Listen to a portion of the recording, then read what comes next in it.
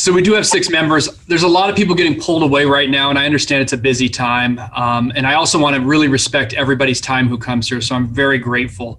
I'm excited about our guest today. We're going to turn it over in a minute. However, for the past year now, as our county's been battling COVID, it's been very difficult to get time and updates from Jim Shames and Tanya Phillips. So Tanya, well, we've got you because you've been at the forefront of our county's COVID response. Would you mind giving us an update to maybe start things off? Yeah, I will do my best because I haven't been to this meeting in a long time. So I mean, overall, I think you guys heard that we as a county dropped to a high risk. So we are seeing a decrease in cases. And that's always a hard question that we get, will we continue to decrease? And it really, there's a lot of factors that do determine that. So we're really just trying to encourage people to remain, do their due diligence with wearing a mask, socially distance. None of that stuff is going away. A lot of our focus now really has been on vaccine distribution, and so that's in full effect. We've had a couple expo events to do first and second doses, and we're collaborating with Providence and Asante to have a high throughput clinic. So they, at full force, they'll be able to do 1,000 vaccines per day, and so we're really trying to support that. Vaccine supply is just really low right now, and we're really hoping comes March that it will increase and that we'll be able to, have supply and demand finally line up some more. And so overall, I guess if you guys have questions, let me know. We still see cases, we're still seeing fatalities, we still have hospitalizations. We've had over 300 outbreaks regarding COVID-19. So not all of them make the news because they don't reach a threshold to where we can have a public disclosure on that. But we're definitely seeing outbreaks in workplaces and in small restaurants and fast food places. That stuff has not stopped by any means. Well, I certainly appreciate all of that.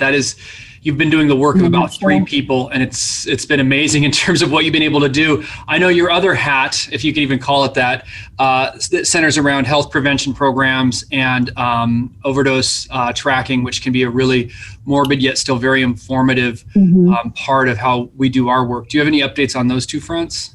Yeah, I would say from the prevention side, with our alcohol and drug prevention and problem gambling, it's definitely taken a hit from COVID. So both of my staff, who are the coordinators of those programs, have been pulled into the COVID response, but it's actually been a little bit harder to collaborate with partners. So it was really hard to have our annual art contest with kids not being in school. So typically we would have around 300 art submissions for our alcohol and drug prevention, and we had like 20. It was really trying to get parents this time around to encourage their kids while they were at home to participate. So that was a lot harder. The Prevention Coalition just isn't as active. So it definitely feels like not being able to meet in person has impacted a lot of that work as well.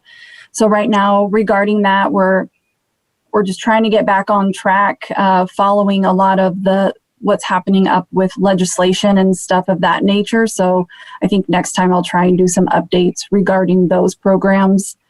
Syringe exchange is one that has not slowed down in any way, shape, or form. I pulled numbers quickly for you guys just because I haven't been able to do any updates.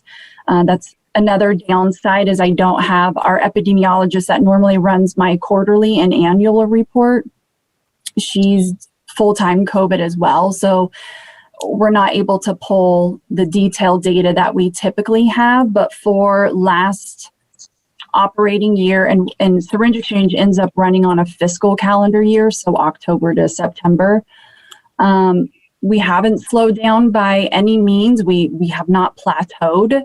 So we had close to 5,200 encounters last year. So, and also, let me back up, for regarding COVID, we didn't stop our services. We moved outside. So where my staff and I can socially distance, and where clients can socially distance from each other and also us. And we do enforce masking. We haven't had any issues with people refusing to wear masks. Like, they get the importance of the masking. They understand if myself or Elise gets sick, that program's closed for 2 weeks. We don't have a lot of staff in there. But we continue to hit record numbers. So encounters last year, again, almost 5,200. We took in 416,763 syringes, and provided 427,000 syringes, so just a little bit over. That's also part of COVID response. So there's a lot of syringe exchange programs that are typically 1-for-1, and they've gone to a needs base. We tried that in the very beginning, and it wasn't reducing the number of clients we were still seeing. And so we've been trying to find that happy medium to still try and do a 1-for-1. We know that improperly discarded syringes is an issue in the community, and I want to make sure the best of my ability that our program isn't contributing to that. And so we're still pretty close to that. Clients definitely understand that. So what we've ended up doing is giving them a 10-pack, so I don't have to open syringes. We're not touching things as much, and it helps us get clients in and out a little bit easier. Being outside has been a plus and a minus. We can have a lot more supplies out there, but it's been harder to make referrals just in general. So we don't have the privacy to have some of the conversations that we typically do. Everybody can hear your business. And so that's definitely been difficult. So more referrals happen when clients come in the beginning, but we definitely still try and make those. So there's that piece. And then we still our referrals decreased at one point. I pulled staff in to take over before I had hired. I trained her for a couple hours, and I was like, don't worry about referrals, just get people in and out, get them their supplies. And so our referrals were a little bit lower. So we had 790 referrals. Top ones are always HIV, Hep C, Naloxone, and then treatment. The trend that I'm seeing in syringe exchange is we're not slowing down by any means. Usually winter months we're slower. We're not slower at all. October, November, December, we pretty much have 1,500 encounters already, and we've exchanged 136 syringes in and given 139,000 out. So we're not slowing down by any means. And so that's something that's different for us. Is the past 4 years, winter, we always decrease some, and that's not what's happening. We're also seeing some clients from Northern California. So my understanding is that their syringe exchange programs shut down. I've heard a couple things because of COVID, and I've also heard some political things as well. So we are seeing clients come from Siskiyou County into Jackson County just to get services. So that's the unfortunate part. But I mean, I'm proud that we were able to make it work during COVID. I'm happy that people continue to see us and that they feel safe. Pre-COVID, Chief Clawson connected us with Rogue Retreat, and so we were out there doing some harm reduction as well. But COVID and having to keep staff safe, we stopped doing that. Hopefully we'll get back out there at least to do some testing and stuff of that nature. We started to do testing again, a little bit more, being able to refer people into the building. So that took a hit during this time as well. So we're adjusting. It's not slowing down. Overdose responses. So we did issue an alert 4 weeks ago. And typically the last 3 years that we've been monitoring overdoses, it's definitely like the December, January, we'll start to see a spike in overdoses. So we were a little bit more prepared this year. I worked with HIV Alliance and Max's mission to come to syringe exchange for HIV Alliance, come to syringe exchange once every week instead of twice a month for duration. Max's mission did another event for us during that time as well. We ended up having to issue an alert about 4 weeks ago. We just saw an increase from Medford Police Department's response, EMS, and then also hospital admissions. This week, we're watching it pretty closely again, just to see, because last week we had a little bit of a bump there. So I'm looking to see what happens this week. And so, that process is still going. It is unfortunate at this time I'm not getting data any longer from the sheriff's office, from their medical examiner. So that was part of our system, is that entity, Tim Pike, would give an Excel spreadsheet and a heads up. So when there was a fatality, that was part of our data. So right now, again, Medford Police Department, Central Point Police Department, they know I don't get that data. So they're making sure that if they respond to any fatalities, that they give me the heads up as soon as possible, so that we can still be looking at that fatality as part of our data and being able to trigger those alerts. Scott, I don't know if you want to add anything, or Dane, or I think Julie's on this call regarding overdoses. I know Donnie, by doing that increase, we did a lot more doses.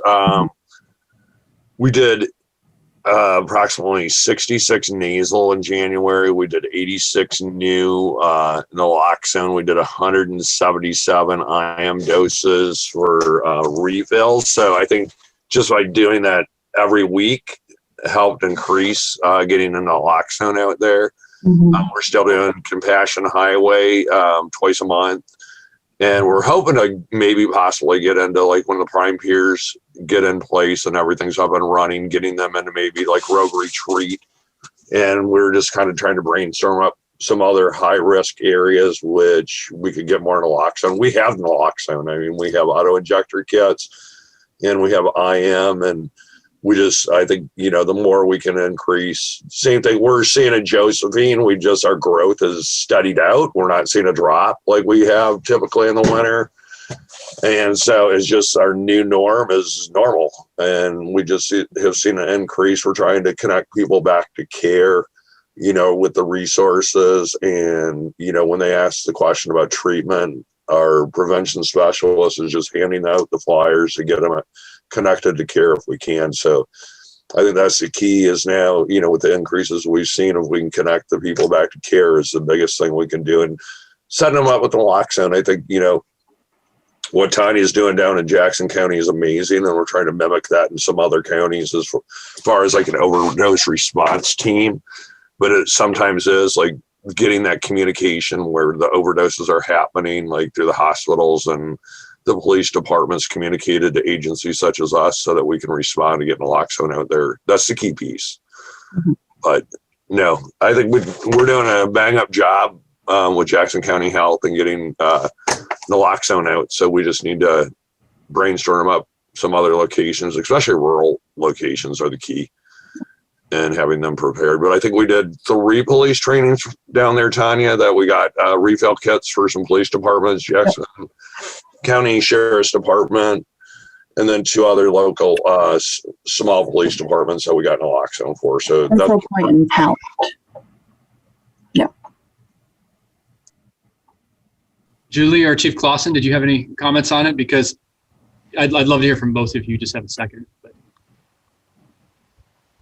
No, I don't have anything to add other than I just really appreciate the work of public health and Tanya, and I know she's up to her eyeballs in COVID stuff right now, but if it wasn't for her and the program, no one else would be tracking this data. So I keep putting plugs into other police departments here locally to get her that data because it's really important. And when we do see a spike like we did see this week, it's important to get that data out quickly. So that's it. Thanks for everything. Yeah. Julia?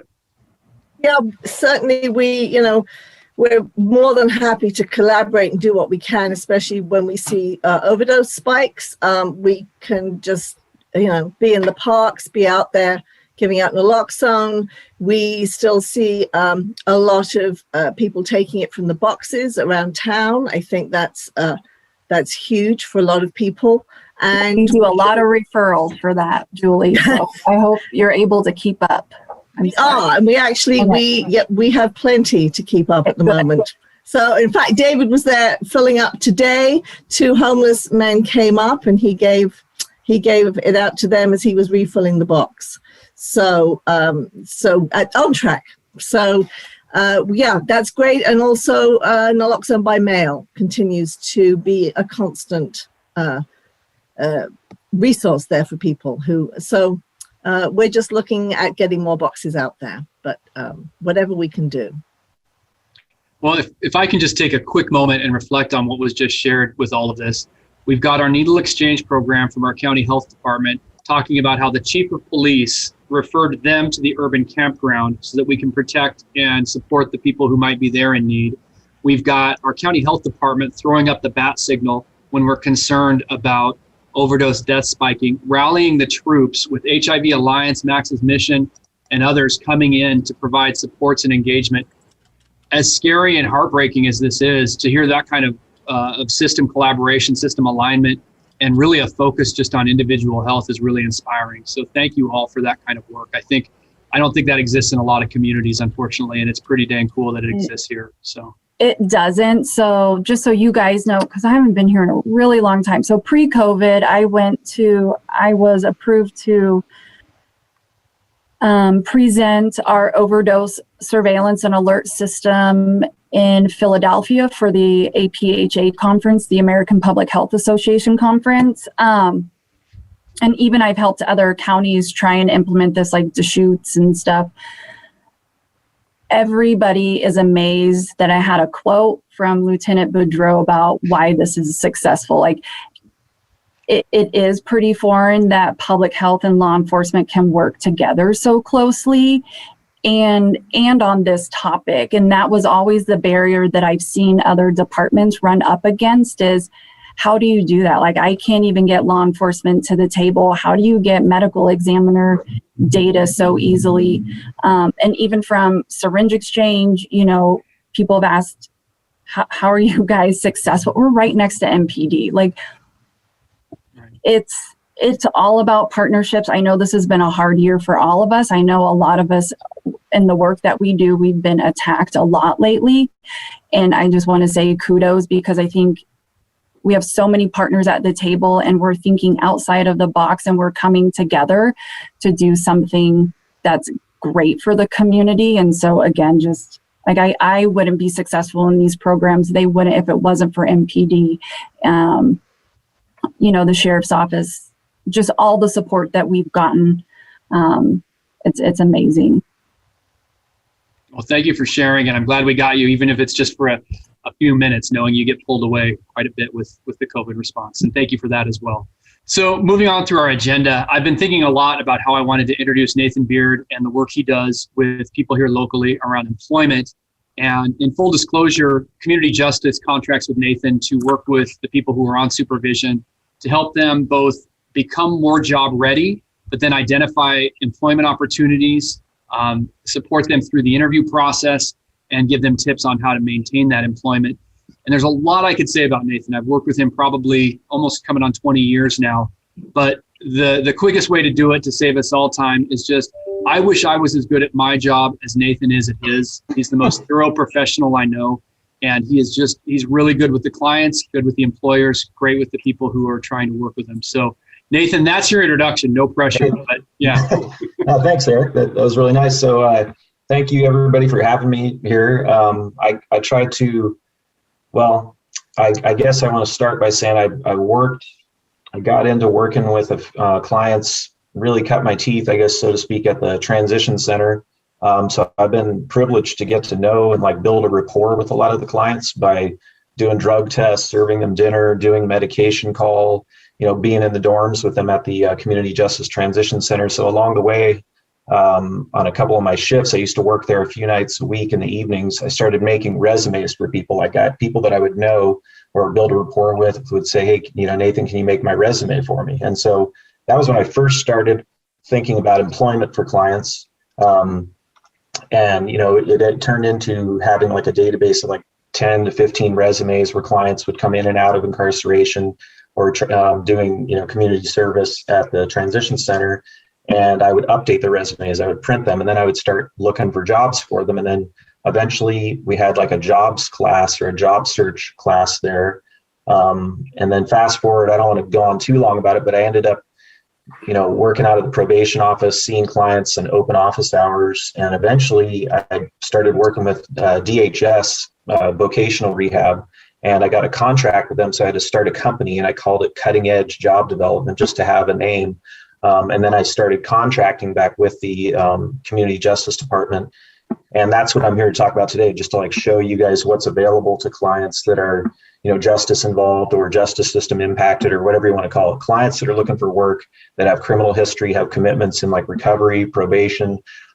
So I made a PowerPoint presentation because I want to talk a little bit about when I'm available, how we can collaborate with different entities, where I might be able to assist some of your clients.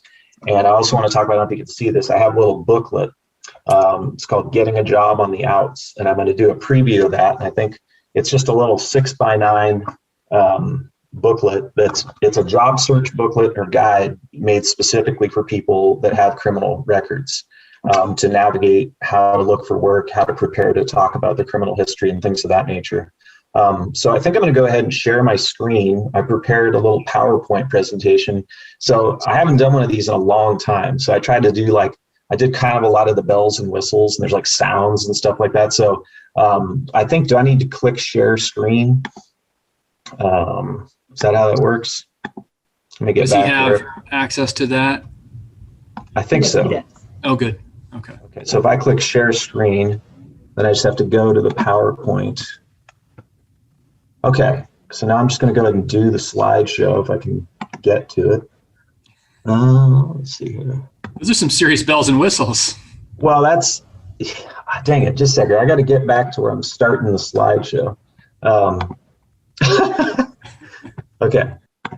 So let me see if I can do this and then share the screen.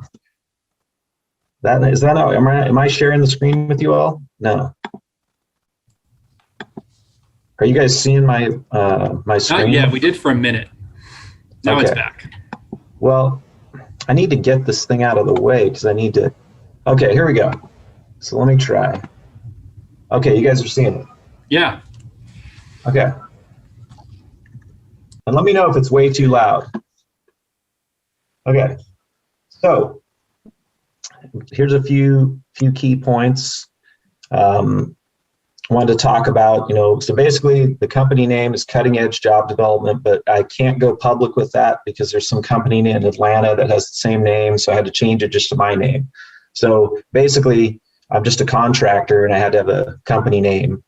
I want to go over like the services I can provide, when I'm available, which clients are eligible based on my contract with the Community Justice Department or, other entities that I'm working with. I also want to give you a preview. I think Jennifer sent out copies of the PDF preview of the booklet. So you guys should have a copy of that, but it's in this PowerPoint presentation as well. And then since COVID restrictions have started way back last year, I've been working what I call like remote assistance with clients, which has been very successful and really fun because I'm able to like meet clients in neutral settings in the public, at parking lots, schools, out in front of their house, drop off resumes. So I want to give you guys some examples of that. And then I have some statistics to show, how it works when we collaborate at the probation office mainly.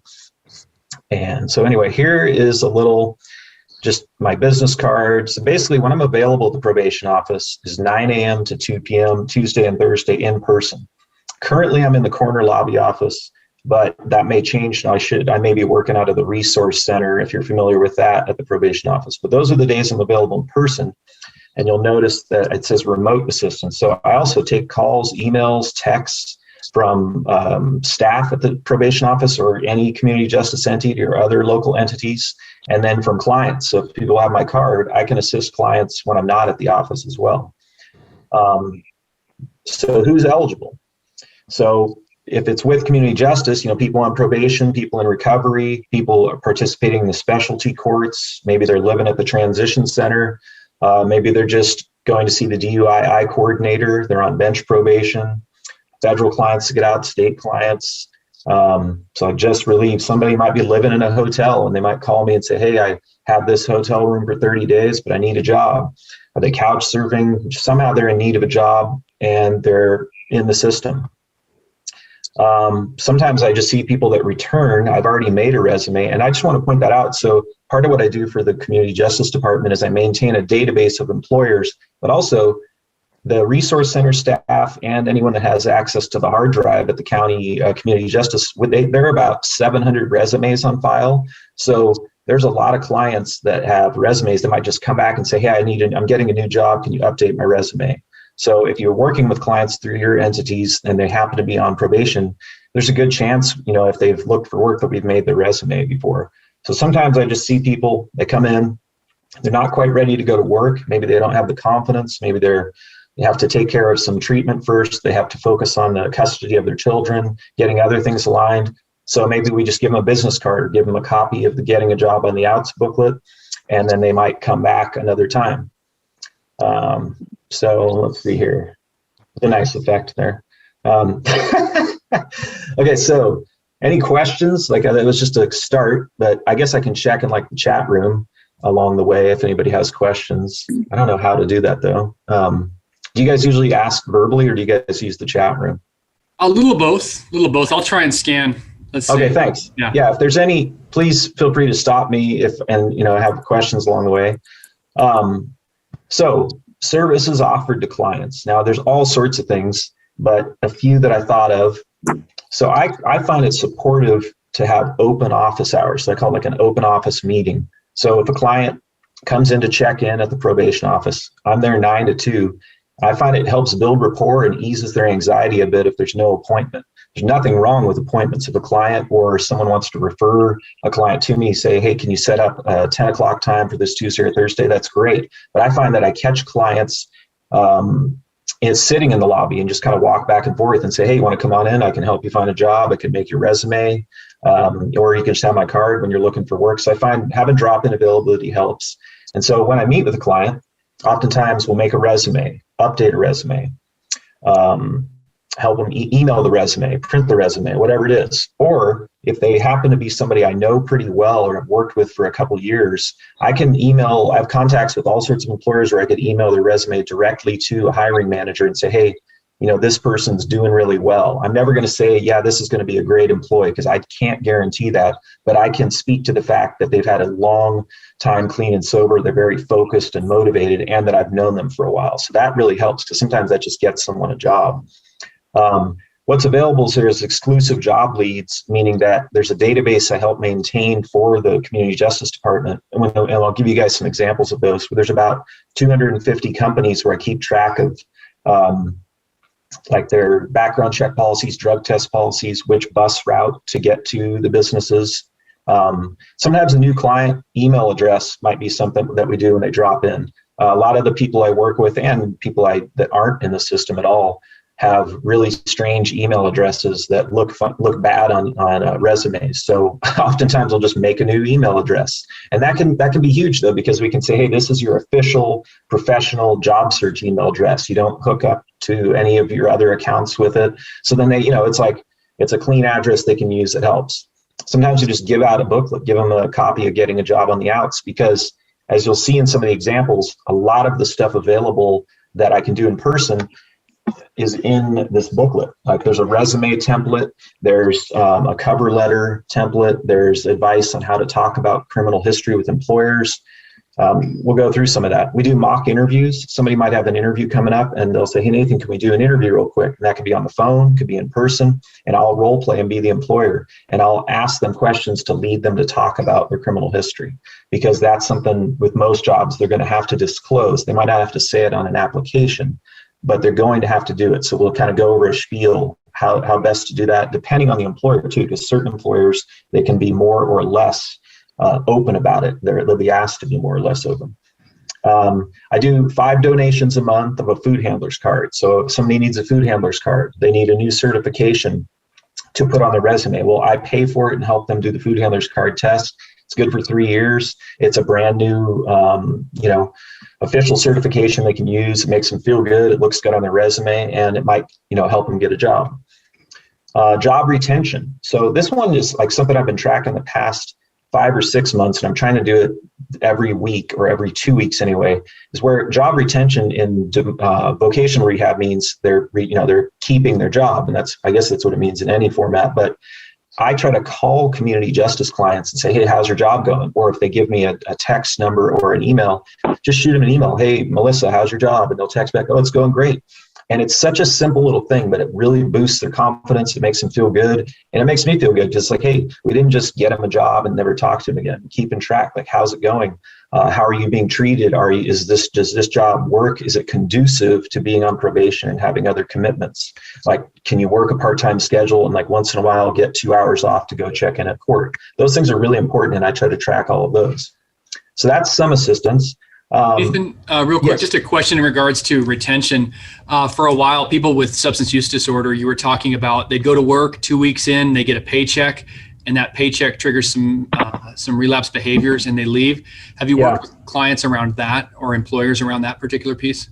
Yeah, I do. It's a good question. I had employers ask me specifically, like, is this going to be a paycheck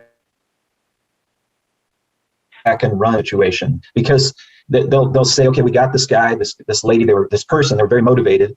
And then, a month later, they just never came back. So people will ask about that. And with employers, I just say, well, I try to go back to my rapport, my history with the client. Maybe their case notes, things I've heard from other people. I might call the counselor they're working with, get a release of information, find out like, how well is this person doing? Are they ready to work?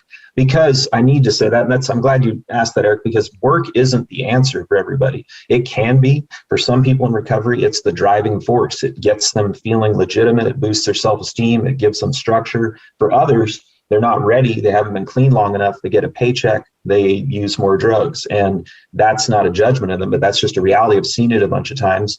So with people I work with out of the probation office specifically, if they come in and they say, oh, I've been clean for 2 weeks off of heroin, I need a job. I'll say, well, I'm not sure you're ready for a job.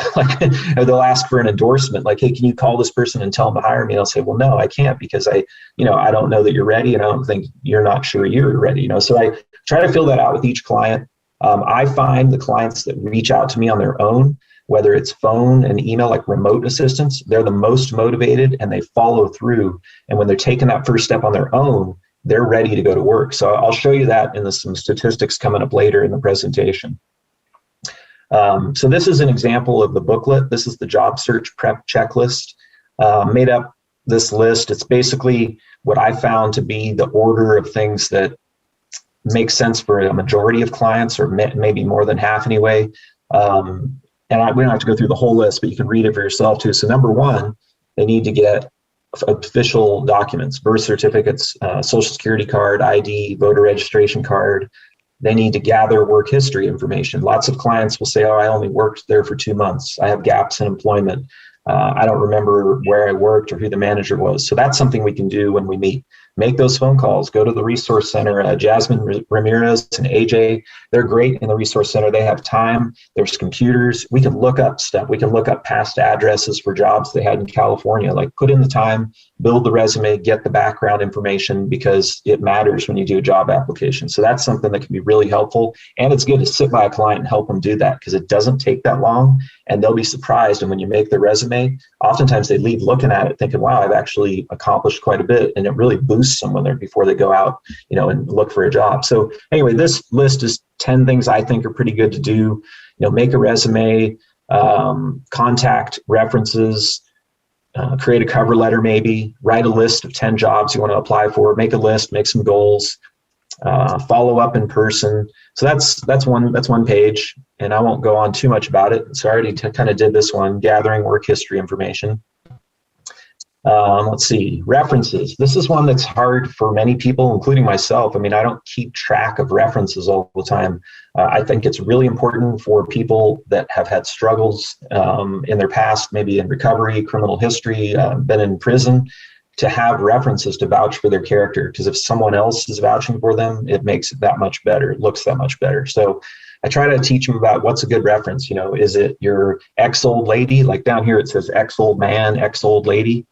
Now that's not like how I refer to my significant others, but many of the clients do. And so I kind of got with that language when I used to hear them talking to each other on the phones in the female side dorm and the male at the transition center. To say, well, that's my ex-old lady. She's going to be my reference. And I'd say, well, you can't have like an ex-old lady as your reference or an ex-old man. You might want to think about that.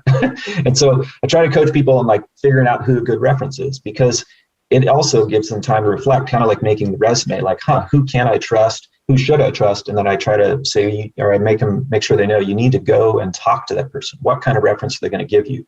So before you use them, find out if they're reliable and if you want to use them. Resume writing basics.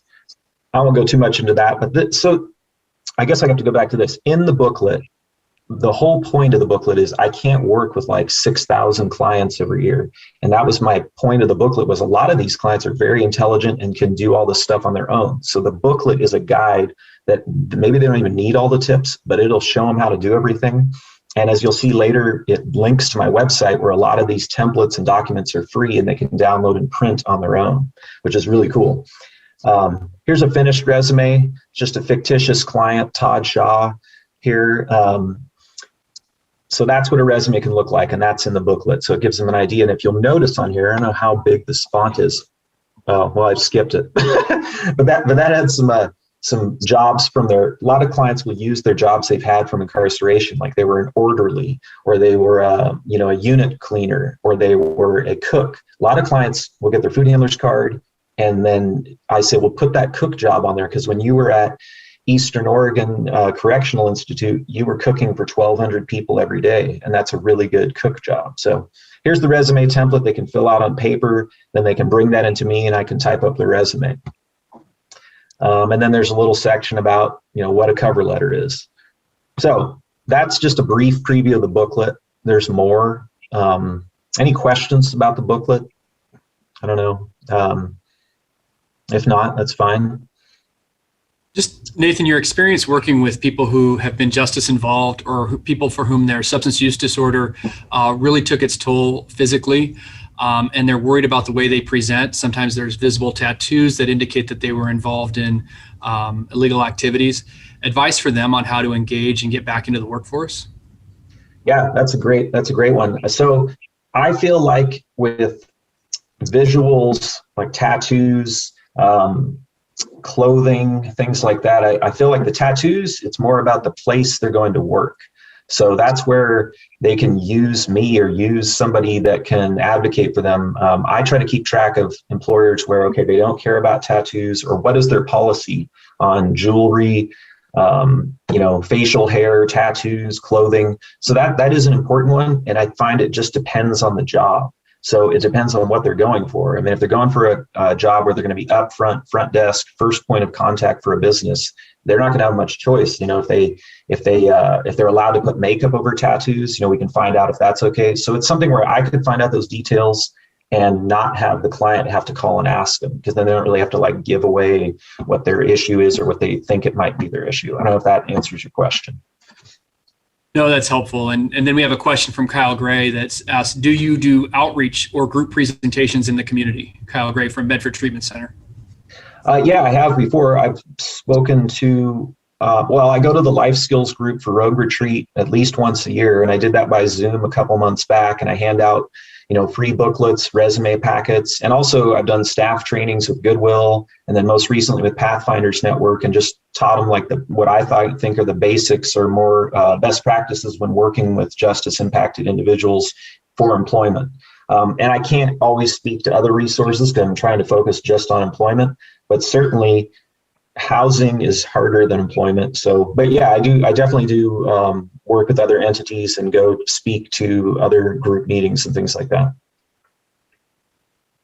All right, so I want to give a few examples of remote employment assistance, and I don't even know if it's remote, it just means not at the office.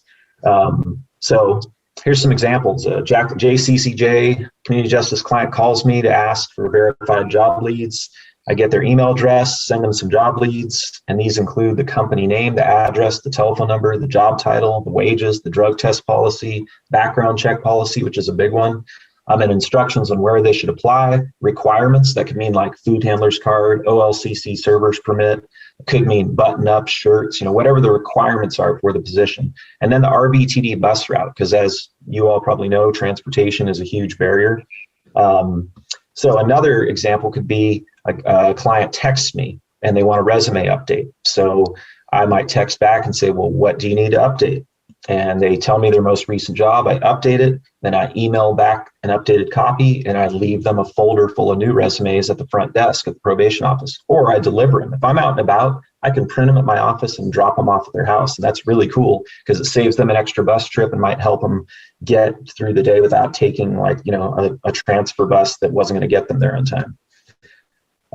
So let's see, client calls, they have an interview the next day. I guess that was the kind of example I just gave.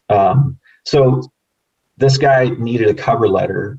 And so I asked him about the details of everything, made the cover letter, and then I delivered it to them. And that made it so they could get to the interview on time or be ready for it the next day. So that's like when I'm not at the office on Tuesdays and Thursdays. Any other day of the week, I might be at Voc Rehab. I might be just working out of like the library or someplace that has like a desk or something, because I meet clients in public places. So that is available, like delivery, that kind of thing. Let's see. So this was a client. Actually, this guy was in the TCP program a couple times ago, transitional care program at the transition center. He needed copies of his resume. He already had a job at Harry and David, and he had an interview the next day. So I delivered his resume over at the Rogue Retreat Apartments. There's other entities as well, but over on Crater Lake. And then he only takes the bus. He couldn't make it there that day. He had his kids at home. So I said, well, I'll just drop it off. So anyway, that just means those are just like some recent examples of where the clients can utilize my help without having to come to the probation office, which I don't promote that. I think it's good they come to the probation office, but if they can't make it twice a week, then I can come to them. Let's see next here. Any questions? I think there are some questions in the chat. Let's see. Can I get a bundle of booklets for the clinicians? Somebody asked. So there's a way you can connect with that. Yeah. Who's asking that? That was John Bain from Phoenix Counseling was wondering about that. So, yeah. Yeah. I mean, whoops, switch there. But yeah, there's ways I can get booklets. You can order them, or if it's just like a few copies to check them out. They're really cheap, but I actually do have to sell them because I have to print them. I mean, they're like, when you buy them in bulk, they're like $4 a copy. So, but I do give out plenty of sample copies because I'm trying to show entities that, it's a useful resource to have around. So feel free to use my contact info and get a hold of me, and we can work that out for sure. The next question, do you work with people in recovery who are not community justice involved, but could use your help? Yeah, I do. Honestly, I've worked with, through Rogue Retreat, I don't always even, I can't make a habit of working for free necessarily, but I do because I feel like it all leads to good collaboration. So Rogue Retreat will send me clients that aren't on probation, and I'll just go meet them in Alba Park and type up their resume. Because honestly, none of it takes me that much time. It helps them a lot. And it also leads to other jobs. I let the clients lead the job search. Wherever they're looking for work, I may not have researched before. So I find the more clients I collaborate with, the more jobs we are, created or found for future clients. So yes, I definitely do. But there's many entities like Oregon Preferred Worker Program, DHS, and Community Justice that I do contract with. So I can also help get them referred to that and maybe get my services that way as well. There are a number of questions here. So then I'm saving Tanya's for last because I think it's going to transition into your next topic. But okay. Stacy is asking, have you had any conversations with the Oregon Center of Excellence for Support Employment to figure out how the support employment programs through the mental health agencies might be able to use some of your services? I have not. I've had conversations with so many entities, I can't recall who they are, and so many different places around the state. But I have not heard of that one, but I'm interested. So if you think I should, or if you want to talk to me about that, I'd love to. I totally think you should. And I know that we as in Jackson County Mental Health have tried to figure out how we might be able to blend what you offer along with our supported employment staff Okay. offering. So maybe we can just arrange a time to. Yeah, I'd love, if you want to set up a meeting or something, I'd be happy to. Okay, great. Yeah. And now Tanya's question. It says, I have an old list of workplaces that hire people with felonies. I provide this list to syringe exchange clients that are looking for work. Do you have any updated list that can use, or does anyone? Since Tanya's clients are not clean, but still do look for work, it's nice to be able to provide them with that type of information. It's a great question. Yeah. And it's basically the basis of my whole business is keeping track of profiles of employers. So yes, it is available. I don't give it out to everybody because how it works with employers is they don't, some of them don't care if I share their hiring practices. Others say, hey, we'll tell you about what criminal charges we're willing to hire people if they still have them on the record or which ones we're not. Like basically the ins and outs, the details of their background check policies. But yeah, I keep track. I don't call it a felon-friendly list. I don't like to call people felons, and I don't think they're actually felon-friendly. Most employers will hire somebody with a felony, but it depends on what type of felony. It depends on how long ago, and it depends on their interview too. So, and I think Stacy, right, or Tanya? Yes. Tanya asked that question. Yes. Yeah, Tanya. I have an old list. If I could send you what I have, and maybe please do. If it's accurate or there's a few we could add. Yeah. But yeah, I mean, a lot of our clients, again, they're not in a position to where you would help make a referral or stuff like that. But I mean, I definitely make referrals, especially when they let me know that they're looking for work and they're having a hard time. This is a list that I'm able to give them and at least hopefully give them a start. Yeah, no, I'd be happy to share some of them and just show you how I track it. And then I'll show you a couple examples here in just a minute. So, see, so here's an example of, I wish I could go backwards.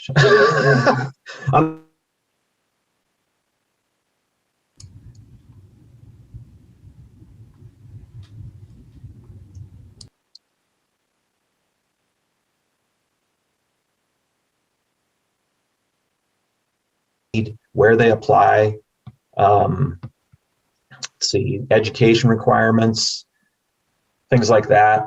And so basically, let's see, it'll show, they'll accept people with a DUI charge. Violence and theft related charges might not work out. So Kroger, what they do, that's who owns Fred Meyer, they do a background check where they send it off to Kroger. And then a third party, I think it's called GSI, I can't remember, I talked to them the other day. I have to hunt them down through phone calls and just find out who are these people, what kind of background check are they doing? And so I had a client that I helped get a job at Fred Meyer, and he had been in prison in another state. He's no longer on probation, but I was working with him through DHS Spoke Rehab. He got hired and they said, but if your background check comes back 2 weeks later and we can't, and they tell us to fire you, we have to fire you. So that's not a good situation. So that's why I keep track of it, to try to find out, okay, will they hire somebody with an assault charge? Will they hire somebody with 17 possession charges? And if they won't, then I don't send them there, and I don't want to waste the company's time either. But anyhow, long story about that guy, but I'll shorten it. He got hired, worked there for 2 months, and then the background check came back. And they said, Kroger said, oh, you need to let him go. and then he said, well, the local store said, well, we're just going to keep you anyway. We're going to ignore that. And so they kept him for another month, but then Kroger made them fire him. So that kind of thing will happen, and it's hard to get around that. But for the most part, I think I have 250 of these, and they're up to date every time I send somebody there. And I'll know if it's going to happen or not. So I'll know okay, does somebody use marijuana a lot? Can they still pass the drug test? Do they even do a drug test? Is it the kind of job where somebody cannot have been clean that long and still do well, or still, can they still get some hours in and do the job? And, is it not going to be too stressful? Things like that. So these, I could share some of them, but that's I track those for lots of different companies. And then we always put the bus routes. That's really helpful.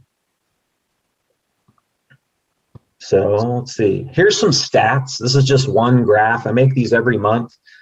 This was for July to December. And I think I stopped in December just because somebody asked for it at that point. So I saw 164 people in person and remotely, gave job leads to 65 of them. And I think the important thing is like, well, I mean, to show it's effective is that 70 of the people are employed, right? And that's pretty good. Even if you take 70 out of 164, or 65 of them actually give job leads and 70 of them. So it means more of them got employed than just got job leads. But there's 42 resumes. So that means 42 new resumes that are on, we keep on file. So it could be that clients that work with some of your entities, we have their resume. So keep that in mind too. They say, hey, I need a resume. Write me an email and I'll look it up. And if I have it, I'll update it with their new address or whatever you provide, and I'll send it to you. Or I can print them and drop them off at your office, because there's so many of them. I mean, honestly, if you combine like Voc Rehab and the probation office, I've got almost 900 of them, and it's starting to cover a lot of different entities. So, utilize me, like I'll send them to you, because if they're asking for it, then that's permission. They're allowing us to share it. So anyway, the in-person at the probation office works pretty well. And I have to give a little, I guess a compliment to the probation office. I like to brag about the Jackson County Probation Office because there's a lot going on there.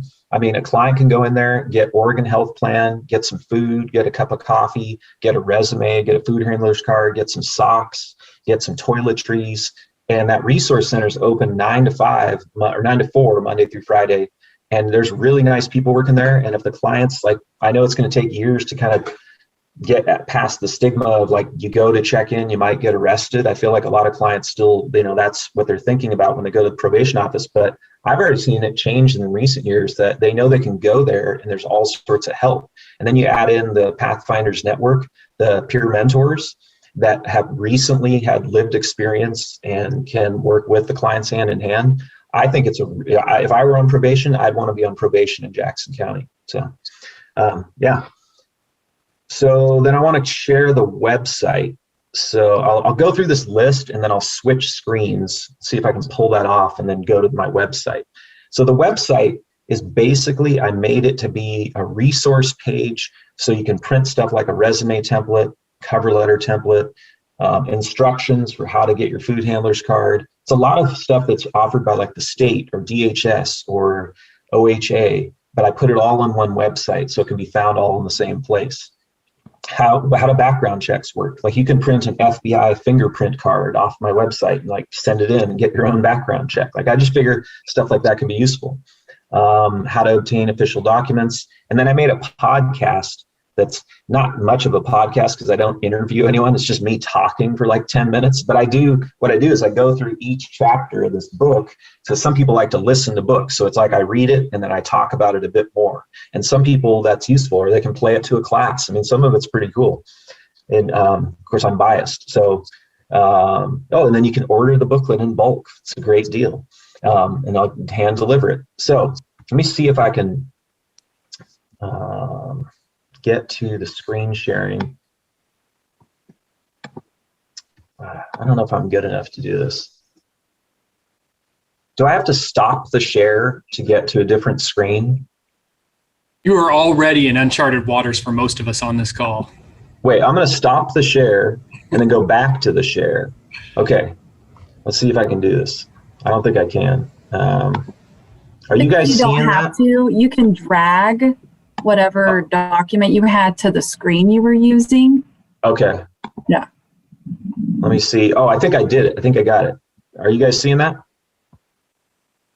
Yeah. Okay. So this is the website and this is the resource part. We can go to the home, the opening page,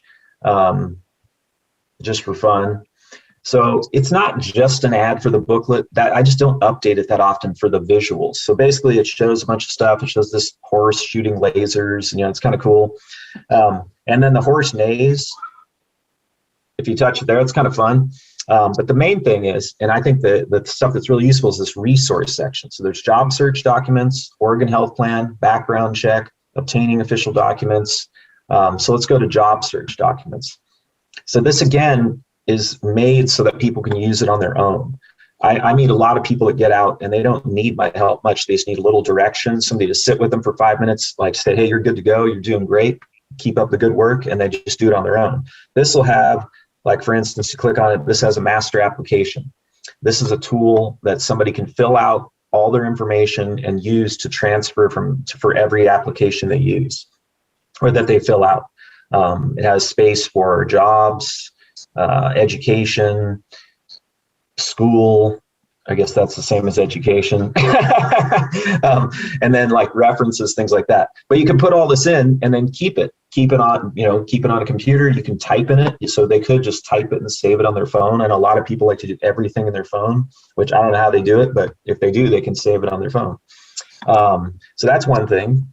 And then we'll go back here. There's the master application, the resume packet, the resume template. And then there's some examples, resumes with prison jobs, because I get this a lot. Clients will say, well, I haven't had any jobs. I just got out of prison. I was in there for 10 years. I'll say, well, use the prison jobs. It shows that you didn't sit there idly. You made your best effort to have a job. So here's some, let's see, a parts clerk for Unicor. Unicor is a prison job company, in many different states. And so there's examples of how they can use their prison jobs, and they can copy this stuff. Georgianne Wolf Lady was really fun to work with. Okay, so let's see. And anyway, so there's some examples of those. And let's see here. What else do we have? And here's an important one, and this maybe will be the last one I show on the website, but you guys can check this out. There's all sorts of stuff on here. And if you ever have tips, I'm trying to make it comprehensive, not as a complete resource page, but if I get enough people asking me like, hey, put this on your page, then I'll make a new bar for it. We'll just add it, because then it's all in one place. I just try to make it easy. So let's say you go to obtaining official documents. This doesn't provide funding to get everything, but it does provide like the exact order that people have to do it. You have to get your birth certificate. You have to have your birth certificate to get your ID. You have to have your birth certificate and your ID to get your social security card. So this, if anything, at least it's a template. And then down here with the social security card, it'll show what is an acceptable document. And that can come up for people that were not born here, that don't have, they have to go back to their place of birth or order it or get a certain form. So it tells what's acceptable for that. And we can, I can help them get those forms and print them off. But this is kind of cool. And you can download it. You can open it up as a separate document and print it. And it just tells the order that people need to get everything. Yeah, so there's a lot that there's all sorts of things on the website, and more can be added. I'm going to go back. Let's see if this works. Did we go back? No, we didn't go back. Oh, here we go. Yeah. Any questions? Any questions about the website? No? There's a question from Eddie at OnTrack in the chat. Can you work with folks from Josephine County as well? I do. Recently, I have a few clients that are on probation in Jackson but live close to Josephine. So I've started exploring jobs in Grants Pass, Merlin, O'Brien, Cave Junction, and that's been a trip, because that's like a different, it is. I mean, it's a different area, like a different vibe. There's something different about it, but there's also some really cool jobs. So yes, I can work with people in Josephine County, and I have like 3 or 4 clients through Voc Rehab in Josephine County right now, which that's not the same as community justice, but sometimes it overlaps. And 2 of those clients are actually on probation in Josephine County. So yeah, I can work in Josephine County. Any other questions? No? Yeah. So how can we collaborate going forward? Let's see here. So telephone, email, text, referral of clients, like send me clients' names. And a lot of you do already. The specialty courts, the ARC, OnTrack, I get referrals where they're working with somebody who's on probation. Maybe they don't want to come in, or maybe they need to do that referral when they're sitting with their counselor. They just finished group, whatever it is, whatever it takes. Use my contact info, send me names. I call them back. I try to call back everybody within 24 hours because I've had a lot of clients lately, but it's been really good. And it always leads to other jobs for other clients. The more people that call and ask for stuff, it'll lead us to something that down the road, maybe it's a year, maybe it's 2 years, but another client will get a job there too. So it's really helpful. I can contract directly with agencies to provide services on like an hourly basis or a monthly basis, whatever it is. I'm open to that. I don't have a ton of time, and that's the advantage of working with the probation office, is that I can see clients from so many different entities and serve a wider group of clients. So that's why that's working out really well. Bulk orders of getting a job on the outs. I'm not a good business person, like in terms of marketing, things like that. So I just throw that in, but it's embarrassing. So here's the contact info again. That's my card. That's my email. Use it. You can contact me through the website. Right now, I don't know if that's showing up for other people right now, Nathan. So if you just want to get your contact up there one more time. Really? Yeah, it's still on the website. Oh, no. Just a second. Okay. Oh, that's bad. You guys missed like the best part of the slideshow. Sort of joking. Okay, so let me get that up there for you. Let's see if I can do that. Do I have to share again? Yeah, I think I have to share again. Okay. Just a moment. Let me get it going here. Slideshow. Oh my gosh. I am not getting this here. Nathan, while you're doing that, I'm just gonna do a plug for you, because we use your services in the specialty courts all the time. And if anyone is wondering, Nathan is amazing, and we've used him with treatment courts, our clients. I've called him on a personal matter, and he's just amazing. And so if anyone has clients or needs to, Nathan is the guy to send your people to. His services are wonderful. Oh, thanks a lot. I thank you, Nathan, for your business. Yeah, you're welcome. Okay, so I'm going to try again to share this. Okay, share screen. Oh my gosh. Okay, are you guys seeing that?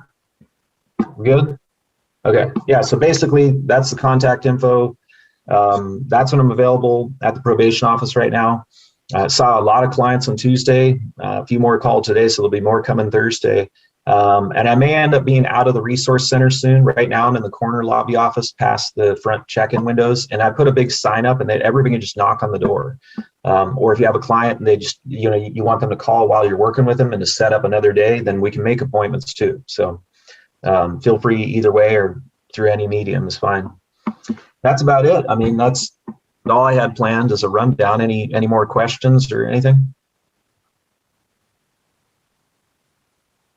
I'm still sharing the screen. You are a little bit. That's okay. Stop. Nathan, just share. generally, you've created employer profiles for a lot of different businesses in Jackson County. How many would you estimate that you've had a connection with or been able to look at?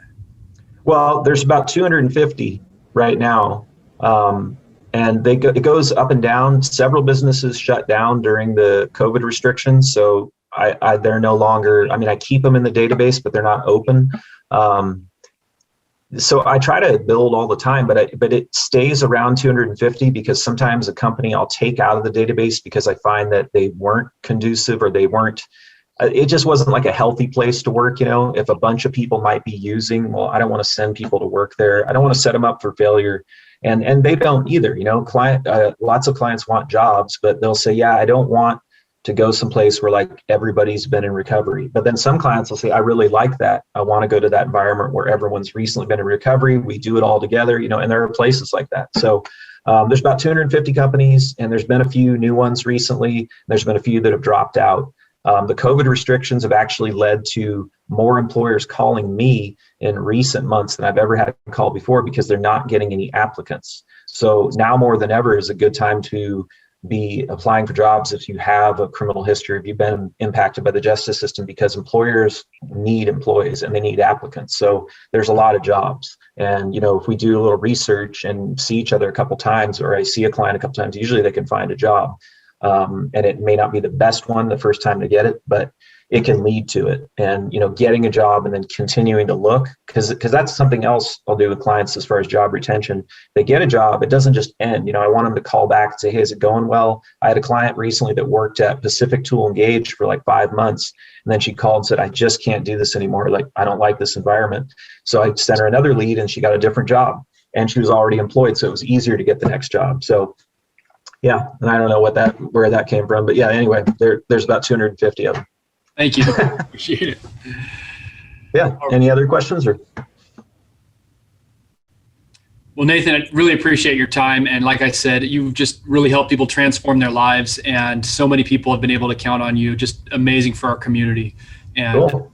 Especially helping break down barriers for people with substance use disorder as they start to enter recovery and re-enter our community. So thank you. Oh, you're welcome. And I appreciate that. And honestly, I'm really lucky. When I start to get tired or kind of overwhelmed, I just think, you know what, this is really cool. I can just go talk to all these people and make profiles and make phone calls. So yeah, I love it. So send me clients and I'll help them out. Awesome. And thanks for having me. I appreciate the time. Will do. Thank you, Nathan. All right. I don't believe Dr. Shames is with us today, but we can go to local treatment provider updates. And I think we start with the ARC. I'm trying to do it every other month, right? So Addictions Recovery Center. Let's see, is Kim with us? I am. Awesome, Kim. Yeah.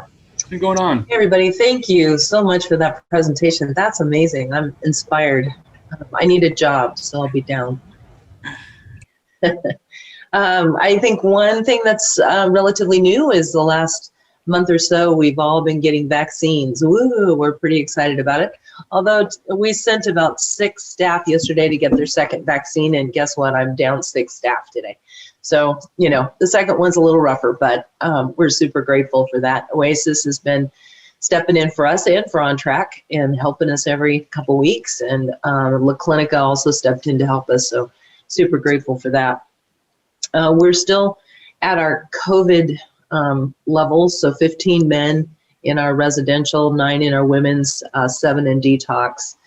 We're running about 70 to 80 MAT patients for Dottie Oliveira, and we'll be expanding because Kellen Marshall, our other ex-waiver nurse practitioner, is beginning to take on clients.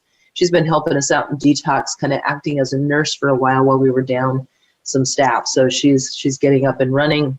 She'll also be doing some work in the psychiatric realm for us, so that's exciting. Outpatient is hovering. We've got about 36 or so groups a week, and the average is somewhere around 15 to 19 people in those groups. Some groups are a little less than that, but that's kind of a general average. Our mental health teams are open and taking more clients. At this point, 2 licensed, 1 case manager, and we have a new peer who's coming on board with mental health as their background. So we're really excited about that.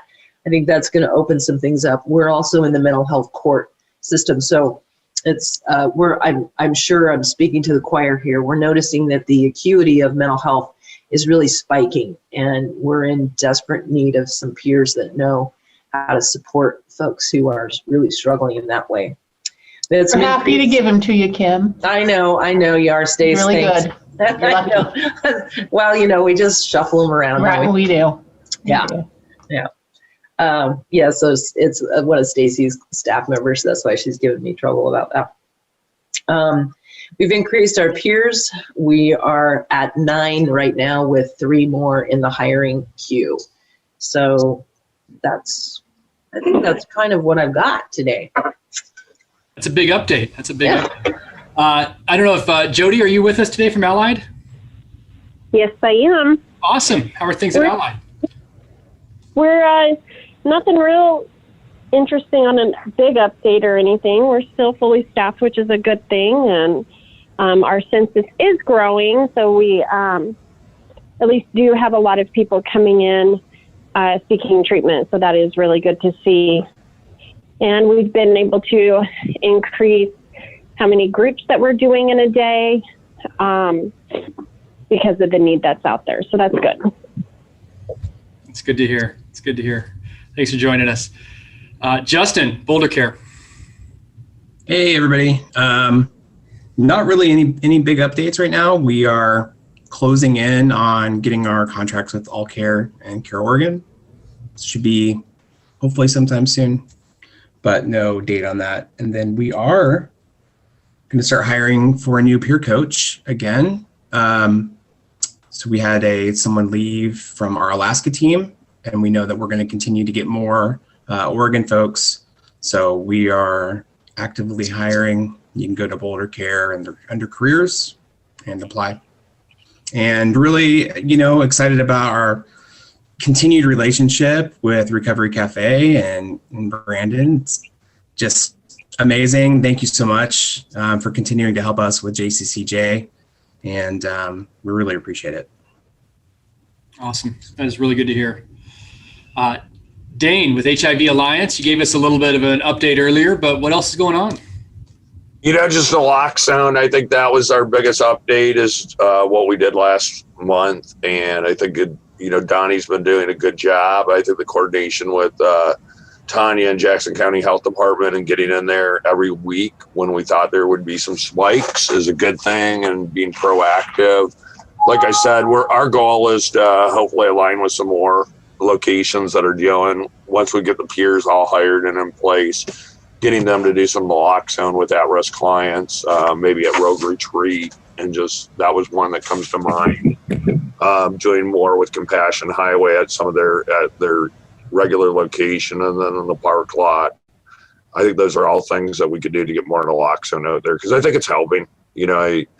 I pretty much covered the numbers in Josephine County. We just seen, we've hit our new growth, and that we just are sustaining that, which means a lot of people are using. And if we can connect it back to care, it's the key piece. And Harmony, our prevention specialist in Josephine County, has really does a great job on trying to, as soon as they say yes, they would like some access to treatment, she's there talking to them. And we do have one peer in place right there, so she can connect them to that peer, and then hopefully they can get them connected to care.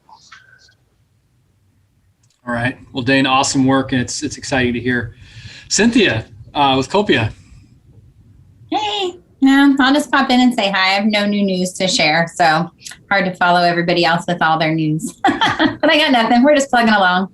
Plugging along is good news, and it's good work, so I appreciate it. Thank you, Cynthia. Sarah with La Clinica, I always say that, and then I just leave it to you to divvy up any La Clinica-based partners we have joining us, business you feel like sharing. I hope that's not too vague. Oh, I think you are on mute, though. I am. See, be grateful I was on mute, but back to the resource center. La Clinica has a woman named Jasmine who's over there now, and I think it's done virtually right now, but she's helping people get into primary care. And so we would honor any primary care bond, but a lot of people are going to end up at Birch Grove. So I just wanted to say a couple things about what we have at Birch Grove, because it's pretty remarkable, and it's a community collaborative. So we do have primary care, we have medication-assisted treatment, we have a psychiatric mental health nurse practitioner, we have a peer, Danielle, that a lot of you probably know. She's a La Clinica employee now. We have support with the ARC, with OnTrack, with Options, Columbia Care, wellness coaches, KDAC, benefit specialists. So there's just a lot of kind of following Nathan, really, but I mean, there's just a lot of resources that are available in one place. We also work with the livability team and Mercy Flights, and we're able to offer appointments that are about 40 minutes as opposed to the usual 15 or 20 to help people who have mental health and substance use disorder challenges actually have the time to talk about what they need to and interact. So it is done by referral. If someone contacts Jasmine at the center, then that is the referral. But then otherwise they come to us, we screen, we do new patient orientations. And right now we're able to offer naloxone training, and hopefully soon some of the Evzio product, the injectable naloxone, we do have some for free. We just have to do all the pharmacy stuff internally. So that's an update on a piece of La Clinica this month. No, that is great. And I think the one thing I want to say about Birch too is you work with a lot of folks who traditionally are difficult to serve in a medical environment. Sometimes they're having a hard time regulating themselves. Oftentimes they have a hard time interfacing with the system. And yet you guys are always patient. You treat them with dignity and respect. And I think the outcomes speak for themselves aside from just the right way to treat somebody. So very cool work, Sarah. Thank you. Yeah, the team is great. I just started working there a couple of months ago, and everybody who's there wants to be there and wants to serve that population. And that's huge. So it's really great. Cool. All right, Julia, Max's mission, additional updates?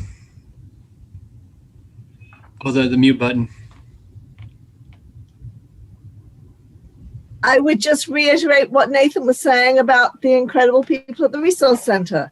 We are also there 2 days a week, Mondays and Wednesdays from 12 to 3 with Naloxone. And we've been there for a while. And Jasmine and AJ and just so many caring people who really are meeting people where they are and finding ways for them to improve their lives and transform them. So we love being there. And no, I think that's about it. We're trying to reach out into more rural areas. We are doing that. And we are expanding slowly, but surely. And we have plenty of Naloxone. So this is a good thing. That is a very good thing. So you're Yes. much appreciated and so glad that we get to work together. Kyle Gray, Medford Treatment Center. Hi, everybody. I don't have a ton to update on this month.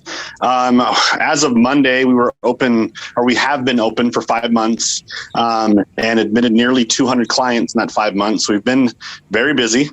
I do want to share that we have a contract with our third physician, Dr. Adam Trotta, has joined us, and he's doing about 8 hours a week with us and some of our other clinics around the state remotely. So we're very happy to have his services. We do have doctors on site at our facility Monday, Wednesdays, and Fridays for admissions. Our hours are odd. We're 5 a.m. to 1, but if anybody has any clients that need to see us, those Monday, Wednesdays, and Fridays are great days to send clients down to us who might need some assistance. But yeah, that's what we've been up to. Great. I appreciate that update, and it's awesome having a newer partner in our community. So thank you. Oasis Center, anybody with an update there? I don't know if Kristen was here. Hello, yes. Can you guys hear me? Yeah. So, well, I'm sorry to hear, Kim, that some of your staff aren't feeling well. That dose 2 is a bit intense. You warned me. Yeah. She said, don't do them all at once. Yeah. You don't want to knock it all out. So, but as you said, we've been doing some of the vaccines at the COVID vaccines at ARC and On Track. And so really great to work with everybody to get that done. And I hope that it reduces people's anxiety also, because it certainly did for me. And a shout out to Clinica for helping us when we were running low on doses also. And they really saved the day with one of our vaccine clinics. Some updates from us. We have recently hired a new children's services manager. She's just joined us last week. We're really excited, and she'll be working with families with SED around children's healthy development, parenting support groups. So we're really excited to build out that.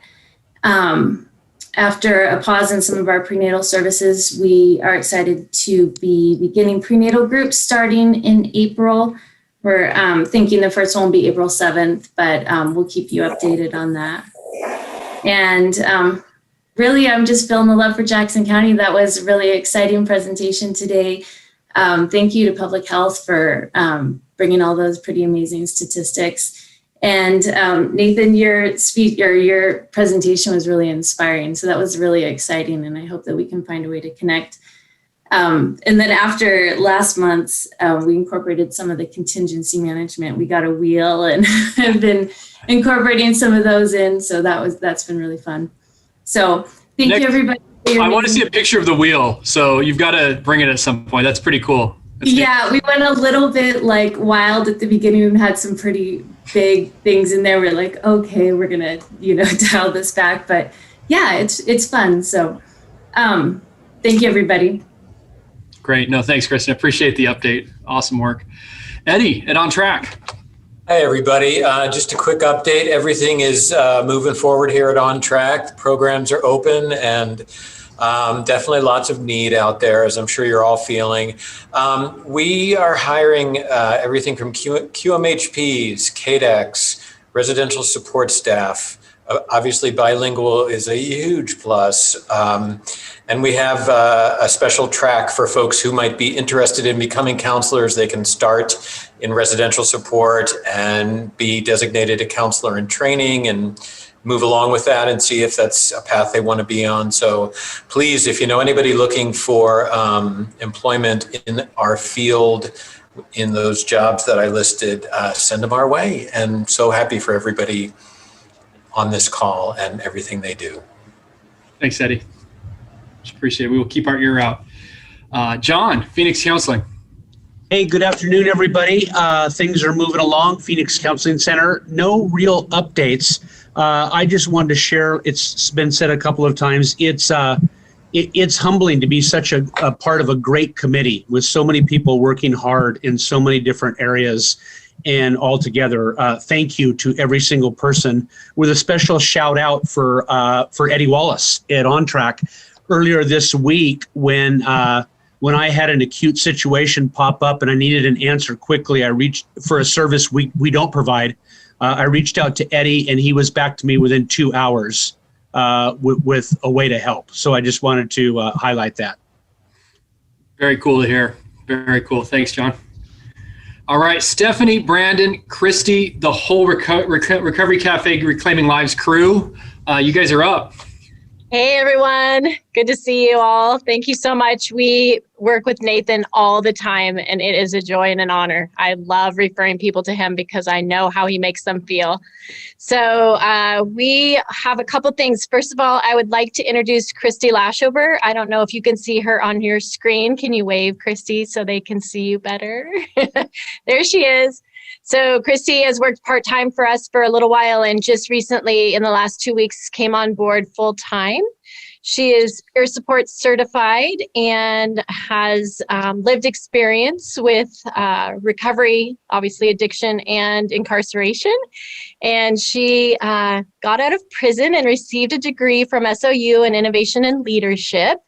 And just have kind of grown a friendship with her over the last couple of years. And she volunteered at the cafe. And then as she got closer to figuring out what she wanted to do with her career, we just had some more formal conversations. And I have been so excited to welcome her. She came to us with some legislative contacts already in Salem with committees and things working on helping people coming out of state institutions and prisons and jails re-engage or engage in college. And I love that project. It's just getting started, so more to come on that. She is also deeply passionate about people returning from incarceration and having the life that they deserve. And so Christy, she recently had the opportunity to help a young man with his reentry, and I asked her if she would share a little bit about that story today. Thanks, Steph. Wow, that was awesome. Thank you. And I also just want to do a quick shout out to Nathan as well. It's been exactly 4 years to this last week that I was released from federal prison. And Nathan helped me do my resume, and he helped me create good language for being in landscaping in federal prison, mowing Hamburger Hill. I think we said like horticulture expert, and it was awesome. So I got a job at a hotel, and I had been there the last 4 years since I came here. So that was awesome, Nathan. It's one of those things that you never forget someone that's really kind to you and helped you out when you first get out, because the prison was going to have the resume ready for me since I worked on it, but they lost it before I got out. So anyway, just want to say thank you to Nathan. And so we got a referral from another entity, and they said that someone was going to be released to Jackson County. And so we reached out to his mother, and she was, really afraid and didn't really know what to do. So we got in contact with her. She came to our office, and she filled out the Oxford application online, and she came here. We made 10 copies. I took her in my car, and we went around to all the Oxford homes, introduced Brandon actually had the whole list in a perfectly order of the map, exactly where to go to make them like the most efficient. And so we went to each house, which was cool, and introduced ourselves. And during that time, I got a chance to talk to her, understanding what it was like, not knowing what, her son's coming out of prison. And, but she wanted to keep those healthy boundaries. So I kind of helped her with that a little bit. And then we ended up in a couple days after that, she sent us text saying, that what was going to happen, she didn't think was going to happen. And so anyway, Stephanie amazingly made some great phone calls, and we were able to meet him at the COVID test center while he's in the back of the van. And we got to talk to him and introduce ourselves. And really, he tested negative. So he got into the Oxford house. And so he's just set like in a perfect path for connection, for camaraderie, and his mother is so happy too. We took a picture, we sent it to her, and it's just one of those, gosh, if we can have everybody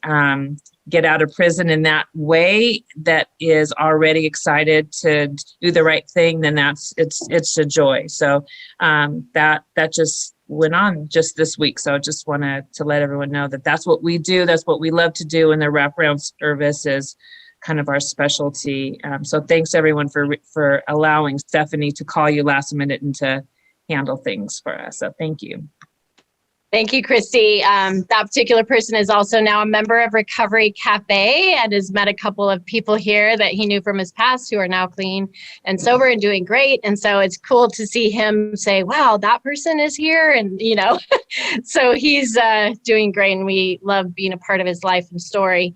I wanted to mention that our new building is now done, and we are using it for circles. It's kind of anticlimactic because normally we'd have a big open house and all that, but in a few weeks, maybe we can line up some tours for people. I'd really love for you to come and see, the whole campus that we have going on here.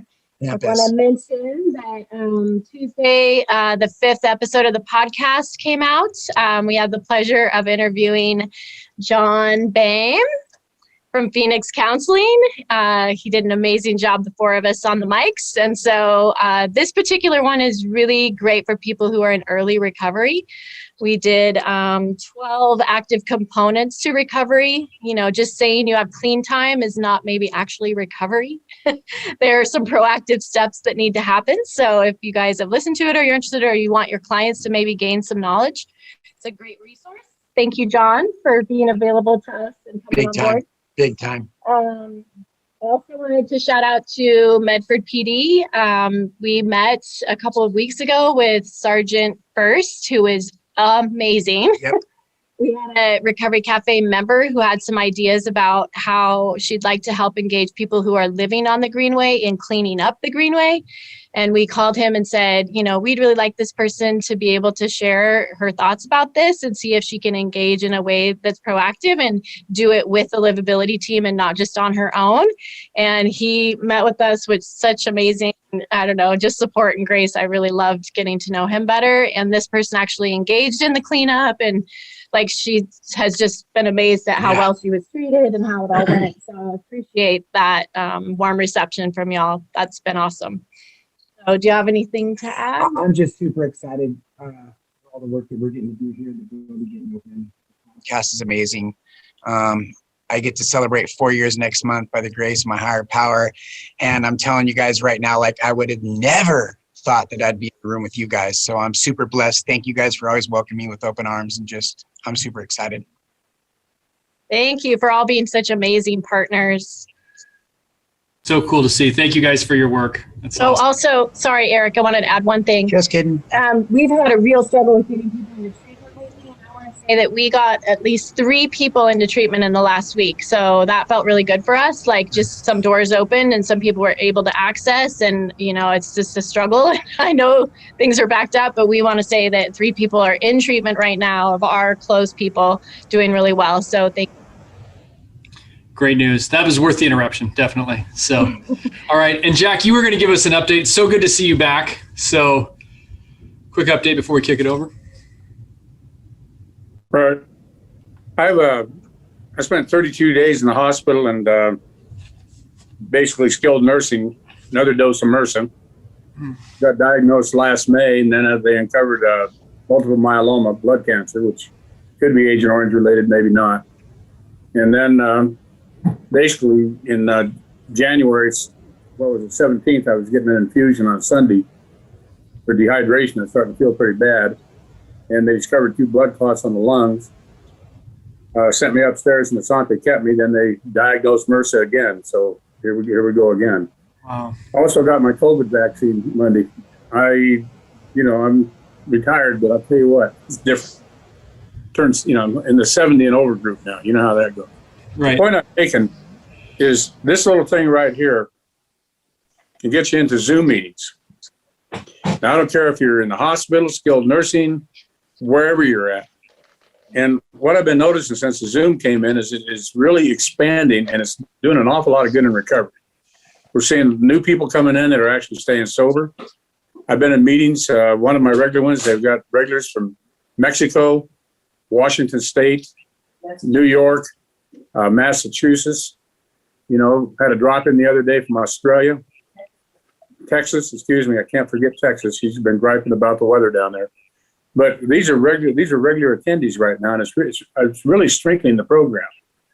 I had 48 years on the 16th, was sent home on the 17th. And, it's really interesting. I'm just looking back on it. I came in, this didn't exist that we're looking at today, 1973, I'll guarantee you. You did not have the support you had. We didn't have the counselors. Insurance wasn't covering it, nothing. And I've literally watched the development of what we've been doing. And quite frankly, Jackson County really impresses me, both in the recovery program and in the collaboration. And I've had other people ask me about it. The main thing on it is I'm not seeing anybody kingdom building here. There's a coming together, just, looking for the common good. And this is very rare. You don't see this. I really believe you don't see this in too many other areas. Eric knows what I do besides my recovery program, and I play at local, state, and national. And we're in a very favorable position here. Anyway, the Zoom meetings right now, a lot of people are afraid they're going to go away, which I don't think is going to happen. We're reaching a lot of people, like with my last month, that can't get to meetings, even when they have them. We've got people coming out of Australia that basically one of the ladies emailed me a while back. Western Australia covers the same landmass as half of the United States, and they've got less than 170 meetings a week in the entire area, the bulk of them in the Perth area. And these guys are really desperate. And this particular technology right now, we've had the email, then they had the Skype. Now they've got the Zoom, is really helping a lot of people. I'm seeing people coming in from senior centers where they can't get to meetings. They're suddenly getting into meetings on Zoom. I don't know if this is helpful, but I'm just saying that the program is evolving, it's adapting, and I actually believe it's getting stronger due to the technology. When this COVID thing finally ends, hopefully we won't be getting these shots again, man. It definitely makes your arm sore. But when this thing finally ends, I'm not quite sure what's going to evolve, but I think it's going to come out a lot stronger. Anyway, I don't know if that made sense or not. Eric just sort of messaged me and asked if I wanted to share it. I'm going, what? I put you on the spot a little bit. I will admit that. But the balloons are incredible. And Jack, so glad you're back. What's that? 3 minutes warning.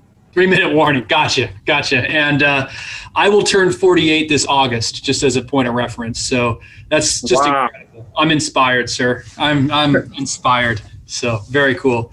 They did tell me if I wasn't as healthy as I was going into this, I'd be in a lot worse shape. So YMCA, that's our why.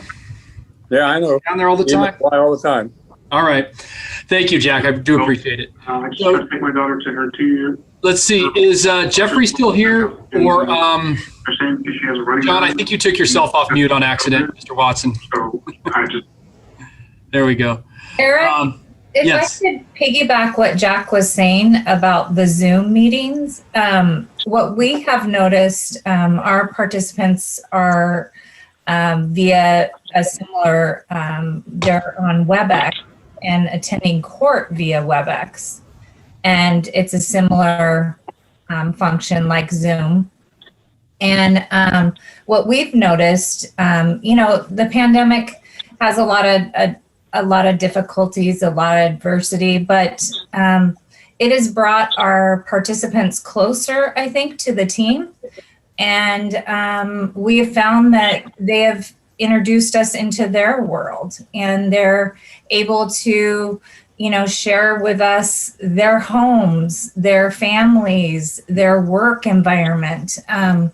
We had a participant the other day that he was promoted at his employment, and he was able to, show us his new office and his, plaque on his door, and which in court prior to this, when they were attending court, they couldn't invite us into their homes. They couldn't show us, what their, hobbies were. They couldn't show us. And so we're building a stronger connection with our participants.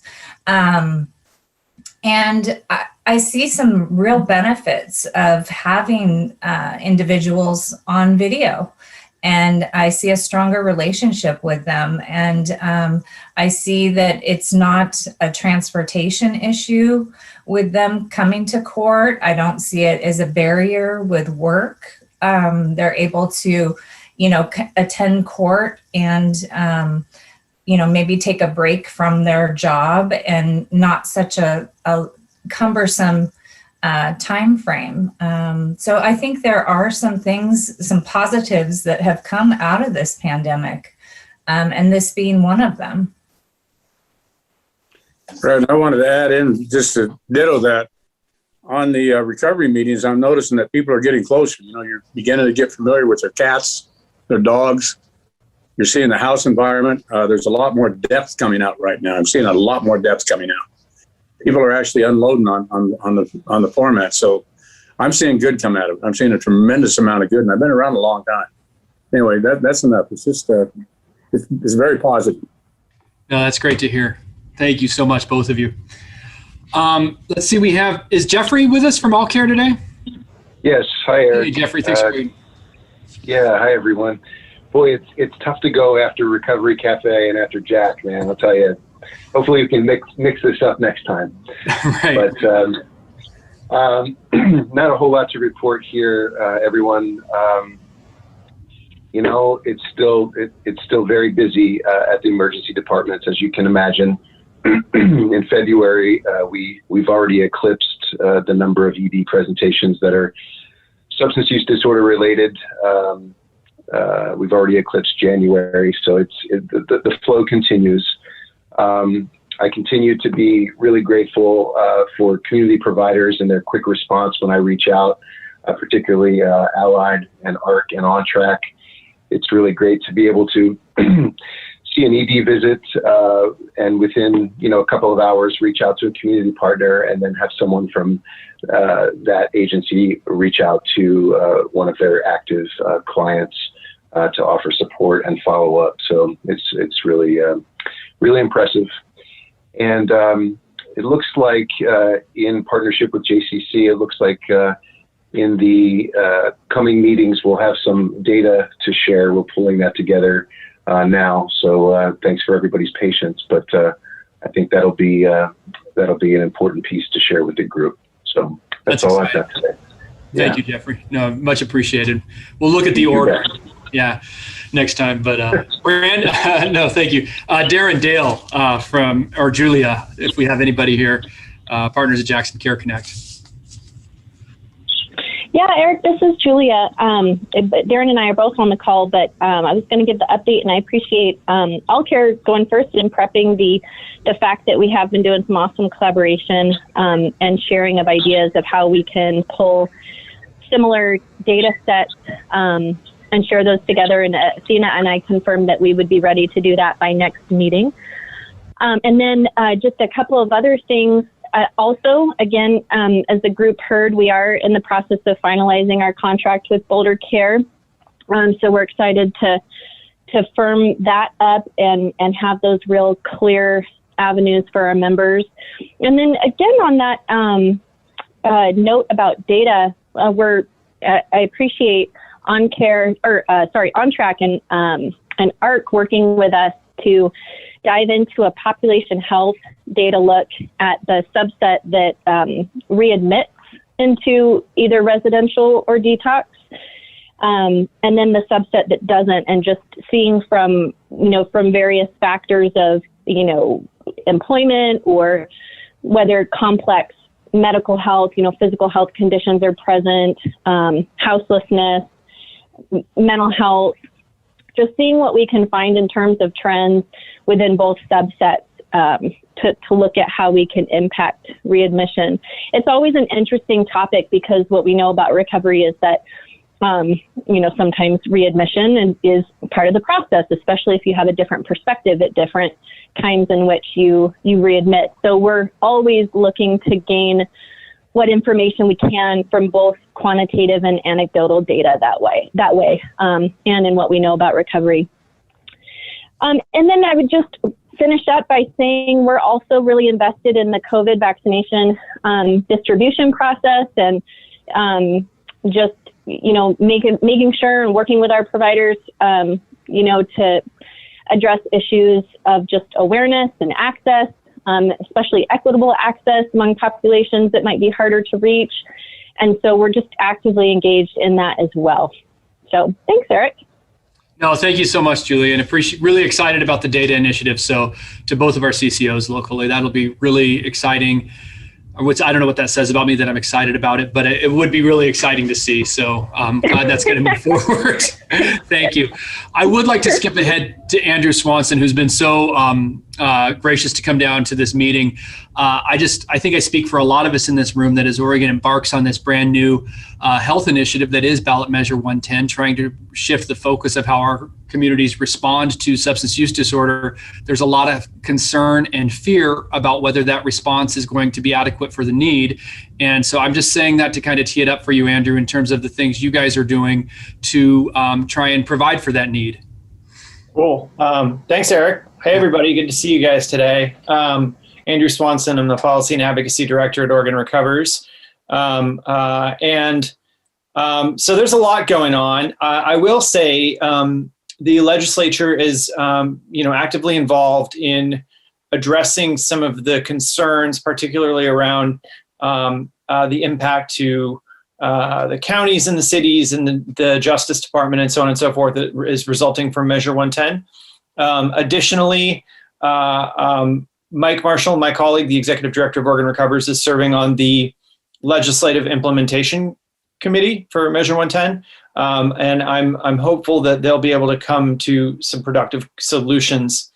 I do want to be clear. I think that Measure 110, from my understanding, I think largely the goals are focused more on reducing the criminalization of communities of color, and less so creating a new continuum of care to address the addiction crisis, which is really what we're focused on doing. And that being said, they do have a considerable amount of money, at least at the moment, that is projected to be going to that council. We'll see how much the legislature actually ends up deciding to hand over to the council. But if that is the case, there could be the potential to fund a lot of awesome recovery support services around the state. That all being said, Oregon Recovers has a pretty lofty legislative agenda this session. Big news is yesterday, our big bill, the Addiction Crisis Recovery Act, was introduced. It is currently House Bill 3296. Bear in mind, that's kind of like the main bill, but then there's a follow-along bill that's just a priority bill that's being drafted right now that kind of has specifics relative to specific investments that need to be created to kind of kickstart the creation of this new continuum of care. If you give me 1 second here, I will drop House Bill 3296 into the chat so you guys can all read it. But this bill, what it does fundamentally is it raises the price of alcohol by 20% across the board, as best as we can do that, right? Because we're dealing with excise taxes here in Oregon. But it raises the price of alcohol to, first and foremost, reduce underage drinking, binge drinking, harmful alcohol consumption that is a result of our untreated addiction crisis, but then also takes that revenue, in this case it's about $740 million, and directs that into a lockbox fund that the Alcohol and Drug Policy Commission has the authority to direct into specific investments that are aligned with the LADPC strategic plan, which came out last February. And so we have a whole bunch of very specific investments that are going to be in that follow-along bill, particularly around like boosting our workforce, increasing reimbursement rates, creating an office of workforce development that is really focused on growing our workforce capacity around the state, but then also retaining that workforce. There's a lot of stuff in there around very specific benchmarks relative to treatment and recovery support services that we want to see in each region of the state, as opposed to just in the big metropolitan areas, which has, historically been the challenge, right?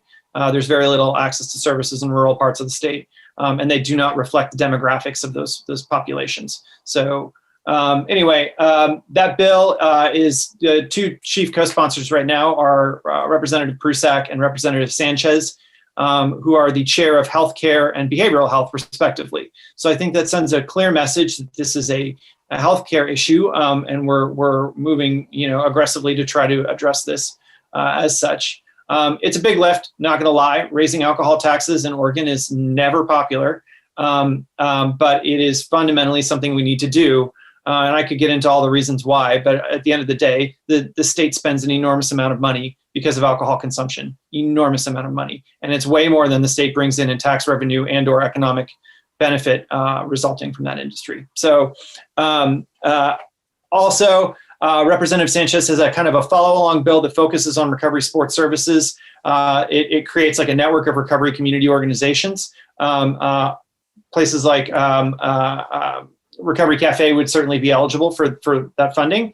And the idea there, it's kind of our contingency bill if ACRA does not pass. This is all baked into the Addiction Crisis Recovery Act as well. Either way, hopefully we can make this happen. But the idea is we want a statewide coordinated network of recovery community organizations that work with the surrounding rural areas to do proactive outreach, work with the treatment centers in their area to ensure that folks have a seamless transition from treatment to recovery, and all that. That's House Bill 3111 that had a hearing this morning in the Behavioral Health Committee, which went fantastically.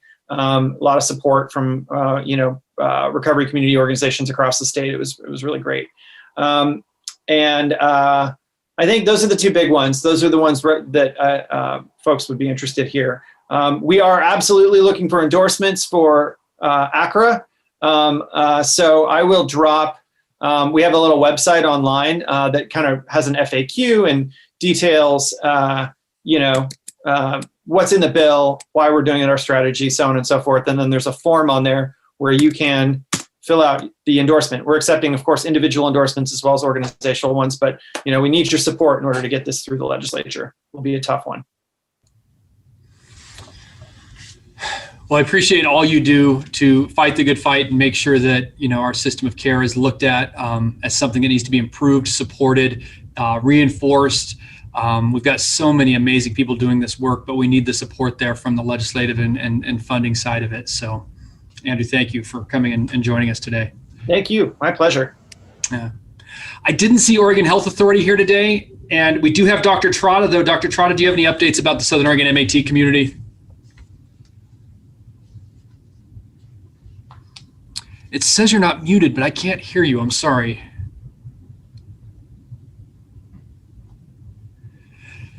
I'll give you double slot next month. Okay, we'll do that. And if there's anything, please reach out and we'd be happy to share it. So thank you so much for being with us today, Dr. Trotta.